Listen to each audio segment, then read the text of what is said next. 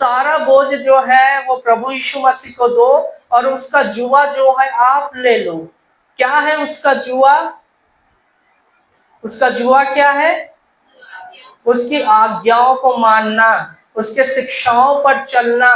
इस जुआ को आप ले लो तो आप अपने जीवन में विश्राम, शांति पाओगे।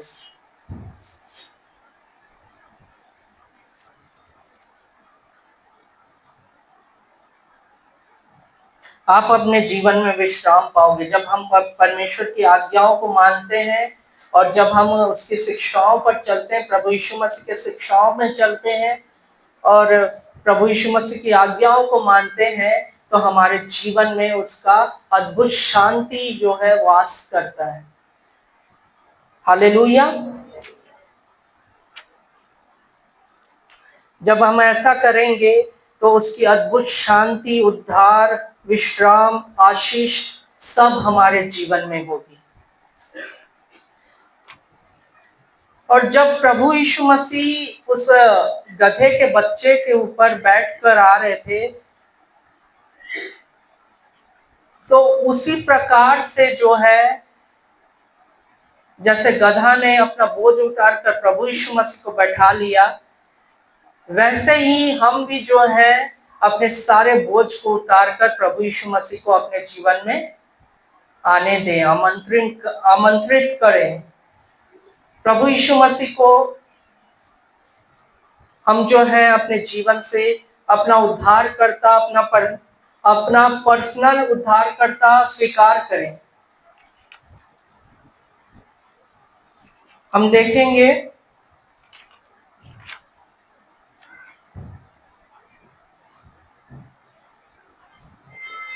उत्पत्ति 22 का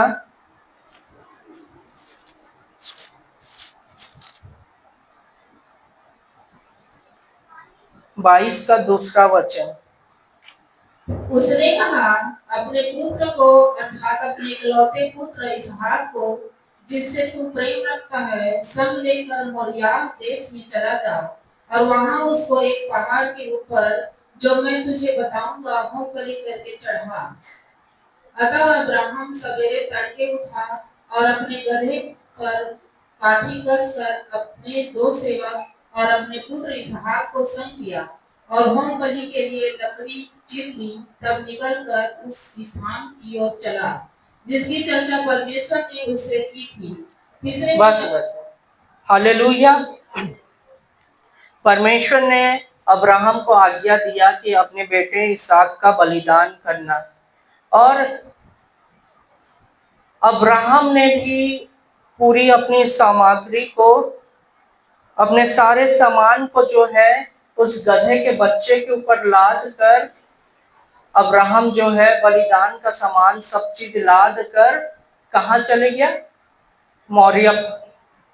मौर्य पर्वत पे।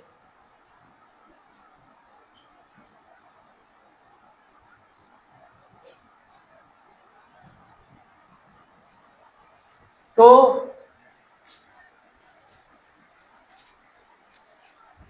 यहाँ पे जो गधी के बच्चे के ऊपर जो बलिदान की सामग्री को लेके जा रहा था अब्राहम, उसी प्रकार से यरूशलेम में जब प्रभु यीशु मसीह उस गधी के ऊपर जो बैठ के आए थे, गधी के बच्चे के ऊपर, वो इस बात को दर्शा रहा था, इस जकरिया के भविष्यवाणी के द्वारा भी इस बात को दर्शा रहा था कि जो गधी का बच्चा के ऊपर बैठ कर आएगा, वो ही जो है राजा मसीह जो है आपके लिए बलिदान होगा, वो ही आपका बलिदान है करके इस बात को जकरिया के भी भविष्यवाणी में दर्शाया गया।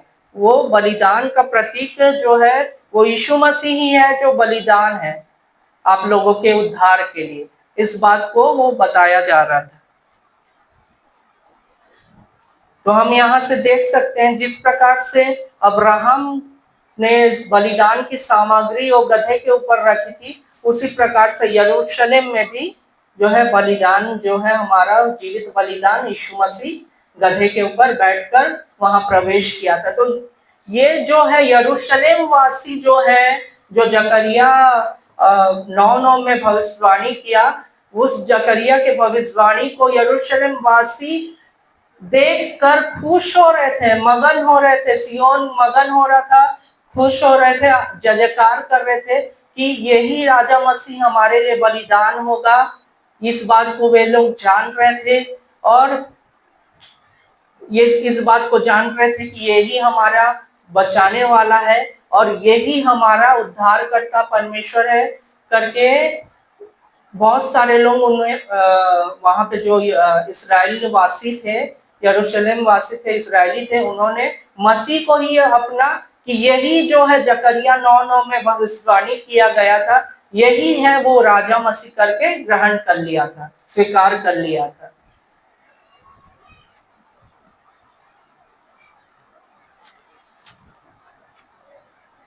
हम पढ़ लेंगे निर्गमन 4 का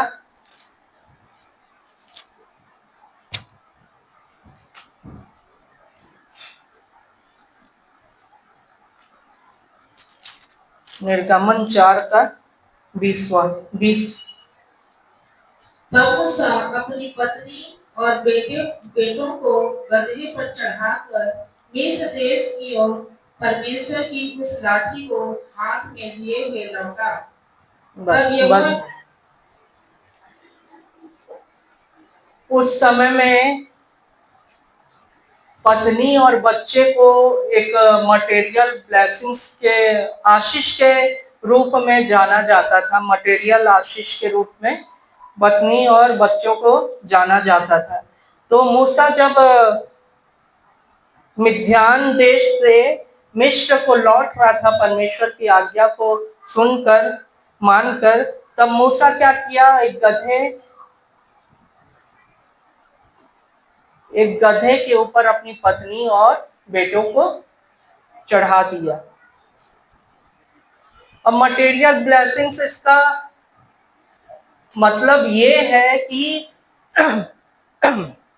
जब यीशु मसीह वहां पे प्रवेश कर रहे थे, यरूशलेम में विजय प्रवेश कर रहे थे, तो परमेश्वर की ओर से ये बात को बताया जा रहा था कि यही मसीह जो है, जो गधे के ऊपर चढ़ा हुआ है, यही आपके लिए आशीष भी है। सारी आशीष, सारी चीजों की आशीष जो है, प्रभु यीशु मसीह जो है, वो आशीषों का स्रोता जो है वो आपके लिए है, आपके लिए आ रहा है करके। जिस प्रकार से मूसा ने अपने बेटों और पत्नी को गधे के ऊपर एक मटेरियल ब्लेसिंग्स को चढ़ा लिया था, उसी तरह से प्रभु यीशु मसीह भी जो है एक सारी आशीषों का सोता जो है वो आपके लिए है करके परमेश्वर इस बात को प्रकट कर रहे थे।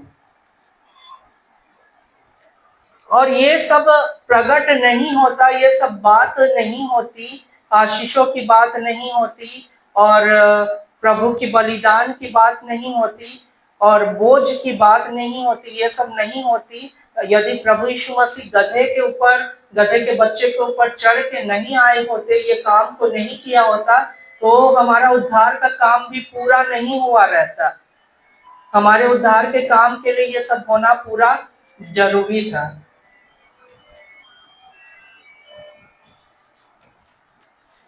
हम पढ़ लेंगे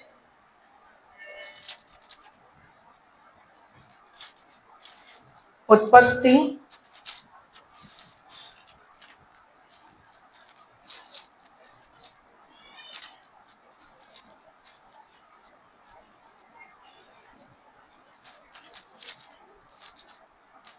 49 का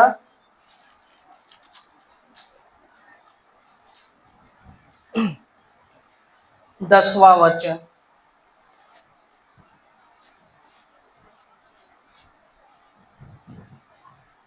जब तक शिलो न आए तब तक न तो यहूदा के राजदंड छूटेगा, न उसके वंश से व्यवस्था देने वाला अलग होगा और राज्य के लोग उसके अधीन हो जाएंगे। हालेलुया। हालेलुया। जब याकूब मरने पर था तो अपने बच्चों को बुलाकर वो बोलता है, ये भविष्यवाणी की बातों को बोलता है याकूब, जब तक सीलो ना आए तब तक ना तो यहूदा से राजदंड छूटेगा, ना उसके वंश से व्यवस्था देने वाला अलग होगा, और राज्य के लोग उसके अधीन हो जाएंगे। तो यहाँ पे जो सीलो के विषय में है वो यीशु मसीह के विषय में याकूब जो है बता रहा था कि राजा मसीह यीशु मसीह जब वहां प्रवेश करेंगे तब तक ना, जब तक राजा मसीह यीशु मसीह वहां पे प्रवेश करेंगे तब तक ना तो यहूदा से राजदंड छूटेगा। उस समय इस्राएल के गोत्रों के ऊपर यहूदी लोग राज्य करते थे। राजदंड जो था यहूदा के पास था, यहूदी लोगों के पास था। राजदंड का मतलब होता है एक विशेष आज्ञा, दंड की आज्ञा, मृत्यु दंड की आज्ञा। और जैसे ही यीशु मसीह वहां पे प्रवेश किए थे, राज्य दंड जो है यहूदा से छीनकर रोम सरकार के में अधिकार चले गया था। मृत्यु दंड रोम सरकार ही दे सकता था। यहूदा का वहां से जो राजदंड था वो छिना गया था, क्योंकि रोमी शासन हो गया था वहां पे।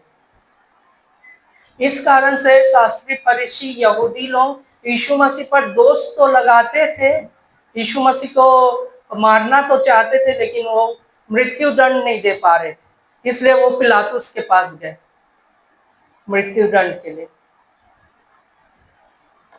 तो यहाँ पे वही बताया गया है कि मृत्यु दंड का अधिकार छीन लिया गया और जो है रोमन सरकार को ये अधिकार दे दिया गया था।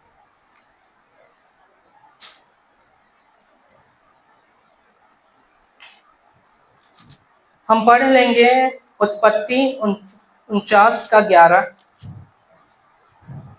वह अपने जवान गदहे को दाखलता में और अपनी गदही के बच्चे को उत्तम जाति की दाखलता में बांधा करेगा। उसने अपने वस्त्र दाखमधु में और अपना पहरावा दाखों के रस में धोया है। हालेलुया। वह अपने जवान गधे को दाखलता में और अपनी गधी के बच्चे को उत्तम जाति के दाखलता में बांधा करेगा। उसने अपने वस्त्र दाखमधु में और अपना पहरावा दाखों के रस में धोया है।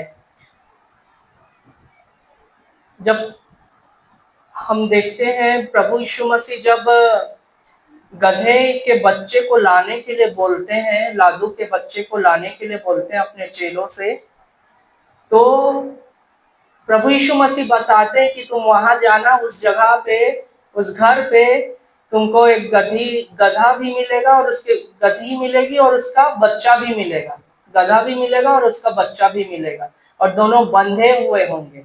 और जब तुम जाके उसको खोलोगे, खोल कर लेकर आना, और कोई पूछे तुमसे कि क्यों खोलते हो, तो तुम उनको बोलना प्रभु को इसका प्रयोजन है। यहाँ पे लिखा है, वह अपने जवान गधे को दाखलता में और अपनी गधी के बच्चे को उत्तम जाति की दाखलता में बांधा करेगा। इसलिए जब उस एक व्यक्ति पूछता भी है कि इसको क्यों खोलते हो, तो चेले बोलते हैं कि प्रभु का इसको प्रयोजन है, तो वो व्यक्ति उसे मना भी नहीं कर पाता, क्योंकि परमेश्वर की जो भविष्यवाणी जो जकरिया ने की थी वो पूरी भी होनी थी, और ये परमेश्वर की ओर से है। इसलिए यहाँ पे लिखा है, वह अपने जवान गधे को दाखलता में और अपनी गधी के बच्चे को उत्तम जाति की दाखलता में बांधा करेगा। उसने अपने वस्त्र दाख मधु में और अपना पहरावा दाखों के रस में धोया है। तो यहाँ पे भी वही बताया गया है कि सारी जो भविष्यवाणी जकरिया के द्वारा कही गई थी, जकरिया 9:9 में, वो किस प्रकार से पूरी हो रही थी, और क्यों प्रभु यीशु मसीह गधे के ऊपर, लादू के बच्चे के ऊपर चढ़ के आए, और किस कारण से उनको ऐसा करना पड़ा। और किस कारण से हमको उद्धार के काम को जो प्रभु यीशु मसीह हमारे लिए किए हैं उसको करना जरूरी था ताकि हम उद्धार पा सके। हम पढ़ लेंगे लूका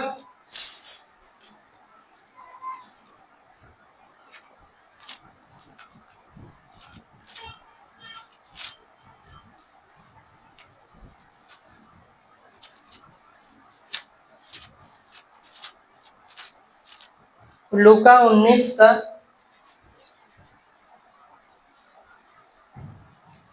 28 से 40। ये बातें कहकर वह यरूशलेम की ओर उनके आगे आगे चला। जब वह जैतून नामक पहाड़ पर बैतफगे और बेतनियाह के पास पहुंचा, तो उसने अपने चेलों में से दो को यह कह के भेजा, सामने के गांव में जाओ और उसमें पहुंचते ही एक गदही का बच्चा जिस पर कभी कोई सवार नहीं हुआ बंधा हुआ तुम्हें मिलेगा, उसे खोल कर ले आओ। यदि कोई तुमसे पूछे कि क्यों खोलते हो, तो यह कह देना कि प्रभु को इसका प्रयोजन है।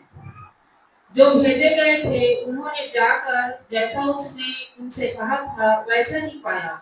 जब वे गधे के बच्चे को खोल रहे थे, तो उसके मालिकों ने उनसे पूछा, इस बच्चे को क्यों खोलते हो? उन्होंने कहा, प्रभु को इसका प्रयोजन है। वे इसको यीशु के पास ले आए और अपने कपड़े उस बच्चे पर डालकर यीशु को उस पर बैठा दिया।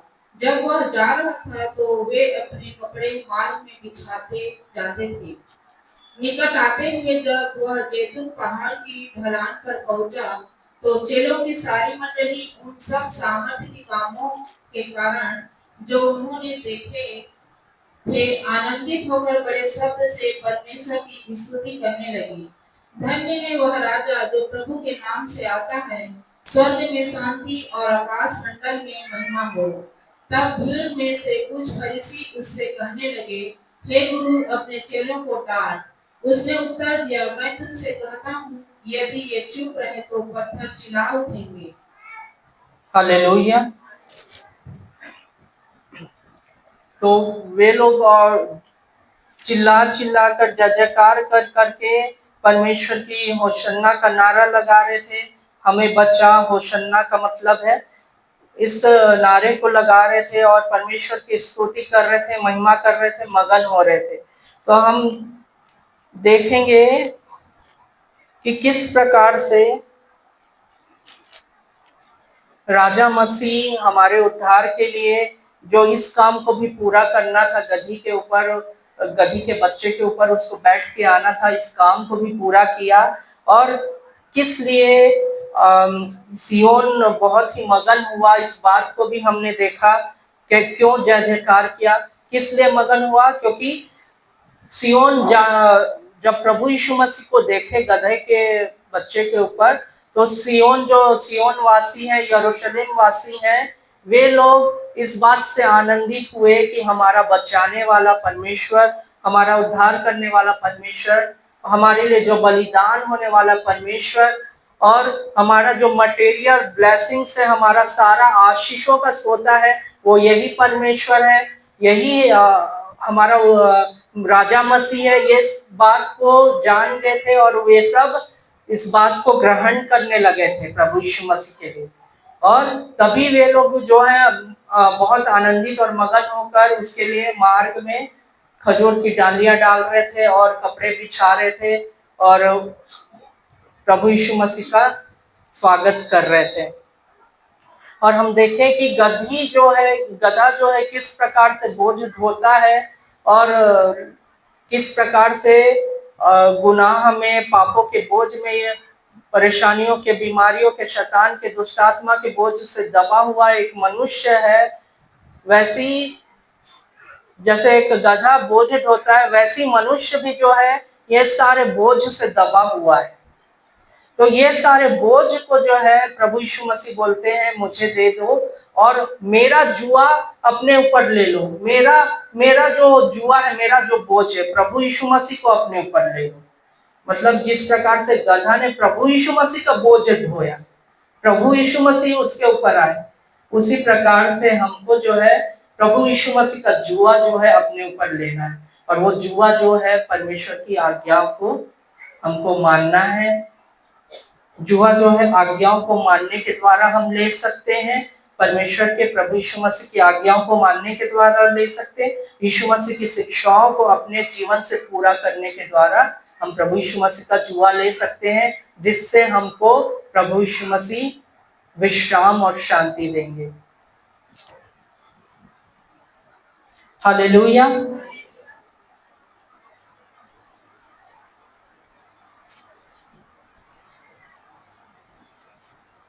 हम परमेश्वर का धन्यवाद देते हैं आज के वचन के लिए। आज का विशेष वचन इसी के विषय में था कि पाम संडे हम लोग क्यों मनाते हैं, और प्रभु यीशु मसीह का हमारे लिए गद्दी पे चढ़ने का जो प्रोसेस था वो किस कारण से था, आज हमने इसे जाना है। और आज मैं प्रार्थना भी करूंगा सबके लिए कि जितने भी लोग हैं जो बोझ से दबे हुए हैं, बीमारी के बोझ से, जो नाना प्रकार के जितने भी बोझ से दबे हुए हैं, आज अपना बोझ जो जितना भी बोझ है सब जो है आप प्रभु यीशु मसीह को दे दें, और अपने आप को समर्पित करके प्रभु यीशु मसीह का जुआ लें, ताकि आप अपने जीवन में विश्राम को पाए, शांति को पाए। मैं प्रार्थना कर रहा हूं इस समय, आप सब आंखें बंद करेंगे। धन्यवाद सर्वशक्तिमान प्रेमी दयालु परमेश्वर पिता, हम धन्यवाद देते हैं प्रभु जी इस समय के लिए।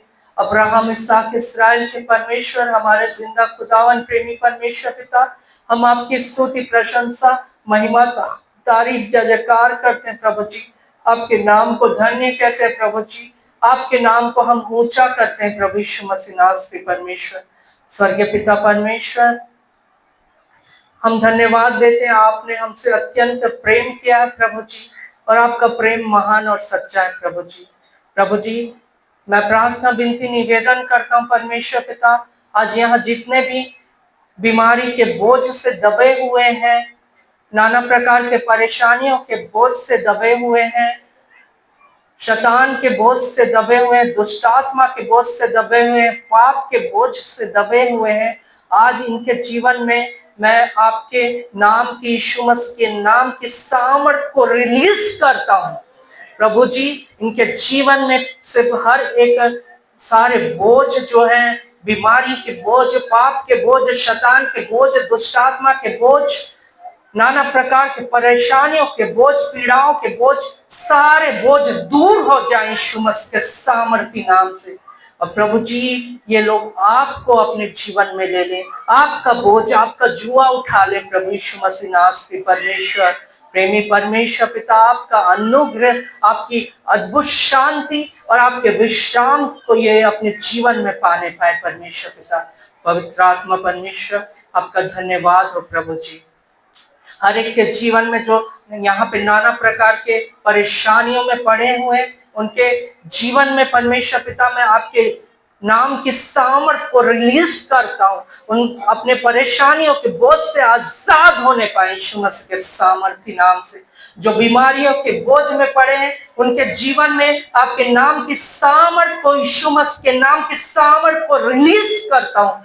आपके नाम से परमेश्वर पिता वे चंगे होने पाए, आपके कोड़े खाने से ये चंगे हुए प्रभु जी परमेश्वर पिता। प्रभु जी परमेश्वर पिता, जो शैतान के बोझ में दबे हुए हैं परमेश्वर पिता, दुष्ट आत्मा के बोझ में दबे हैं, उनके जीवन में आपके नाम की, यीशु मसीह के नाम की सामर्थ को रिलीज करता हूँ यीशु मसीह के सामर्थी नाम से। प्रभु जी, आज आजाद होने पाए दुष्ट आत्माओं के बोझ से परमेश्वर पिता। जो परमेश्वर पिता पीड़ाओं के बोझ में दबे हुए हैं, उनके जीवन में भी आपके नाम की, यीशु मसीह के नाम की सामर्थ को रिलीज करता हूं परमेश्वर पिता। हर एक पीड़ाओं से आज आजाद होने पाए यीशु मसीह के नाम से परमेश्वर पिता। प्रभु जी, आज ये लोग परमेश्वर पिता अपना सारा बोझ आपको देकर प्रभु यीशु मसीह नासरी परमेश्वर आज आपको अपने जीवन में ले ले। जिस प्रकार से गधे ने परमेश्वर पिता आपके बोझ को ले लिया अपने ऊपर प्रभु जी, उसी प्रकार से ये भी प्रभु जी आपका जुआ, आपका बोझ अपने ऊपर ले ले प्रभु यीशु मसीह नाम से परमेश्वर। हर एक कोई परमेश्वर पिता आपके आज्ञा मानने वाले होने पाए परमेश्वर पिता प्रभु जी, क्योंकि परमेश्वर पिता हम आपका बोझ आज्ञा मानने से ही ले सकते हैं प्रभु जी, आपकी शिक्षाओं पर चलने से ही ले सकते हैं प्रभु जी। प्रेमी परमेश्वर पिता, आपके वचन में लिखा है, यदि तुम मुझसे प्रेम रखते हो तो मेरी आज्ञाओं को मानोगे प्रभु जी। परमेश्वर पिता, यहाँ पे जितने भी लोग हैं परमेश्वर पिता, हम सबको आपके सुरक्षित हाथों में सौंपते हैं। आज का वचन हर एक के जीवन में परमेश्वर पिता फलवंत होने पाए यीशु मसीह के नाम से। धन्यवाद के साथ प्रार्थना यीशु मसीह के सामर्थ्य नाम से मांगते हैं, आमीन।